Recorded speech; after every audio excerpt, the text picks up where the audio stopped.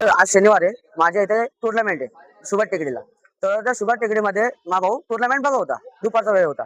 तर दुपारच्या वेळेमध्ये टुर्नामेंट होता बघा होता. तर माझ्या भावाचे एका पोराचं सुमित सदावर्ते काहीतरी असं त्या पोराचं नाव आहे, आडनाव. तर त्यांच्या दोघांची भेट चालू होती. म्हणजे मच चालू होतं. मी ती मच पूर्ण सॉल्व्ह म्हणजे तिकडे आम्ही सॉरी विरी बोललो. तर बोललो भाऊ जाऊन दे, बोललो माझ्या काय भाऊ काय चुकायचं मला माफ कर, त्या जाऊन दे. मग माझा भाऊ घरी गेला. घरी गेल्यानंतर 8:30 वाजता माझा भाऊ काहीतरी आला तिथे.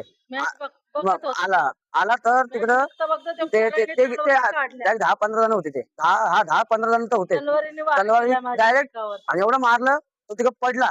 आणि सोडून पाहिलेलं आहे ते लोक. आणि आम्ही मग बघितलं तर मी लगेच हॉस्पिटलला त्याला घेऊन आलो तर ते सुमित अनिकेत विलन आणि एक कधी पण पैसे देऊन ह्याच्या मध्ये पण भांडण आले. ते पैसे देऊन लगेच बाहेर आला सुमित. त्याला दोघी भाऊ होते. तो मॅच खेळता का ना भावाला मारला तिकडे. तर हे दोघं हे पैसे देऊन नाही का